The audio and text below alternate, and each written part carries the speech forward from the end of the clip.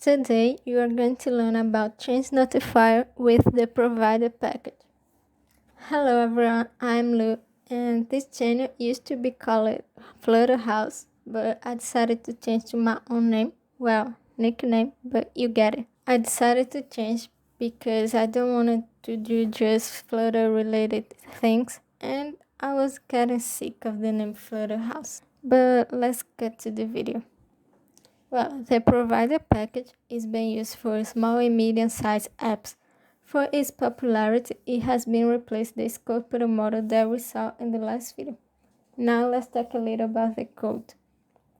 The control class has the name, the container, and the code. We also have a control controller. Here we have a homemade list, a chosen country, and a method to change the chosen country. At the main dot, we call the home screen, and at the home screen, we call two widgets, the countries menu and information. At the countries menu, we have a drop-down menu to show all the countries. At the information, we are going to present pieces of information of the chosen country. Here is the structure of this app. Let's complete this code. First, we need to extend our model with change notifier, and on the onChange method, we need to call notify listener. So anytime our application changes the chosen country, we are going to provide a value. Now we need to wrap a material app with change notify provider. This special type of provider will listen for change in our model.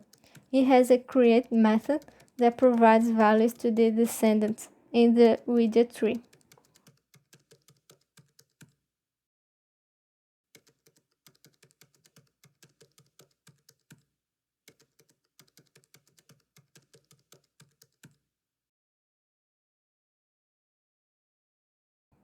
Now we need to go to the countries menu dot. And to use our model, we need to use the consumer, which consumes our model and then rebuilds the widget tree when there are changes.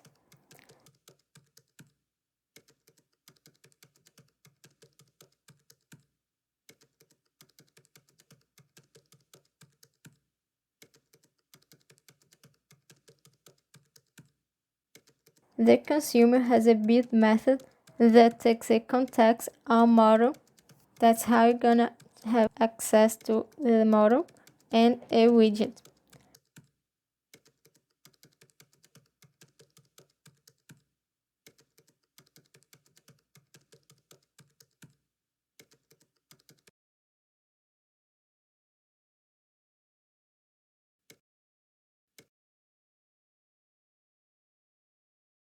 We're also going to use the consumer at information.dat to present our data.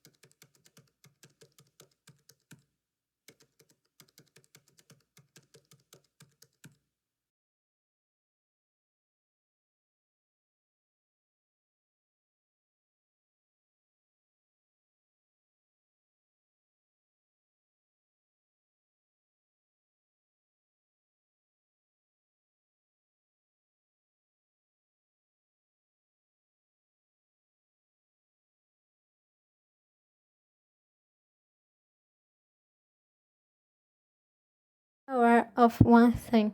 This package isn't recommended to use as a statemanagement because it uses an inherited widget, which rebuilds every descendant widget.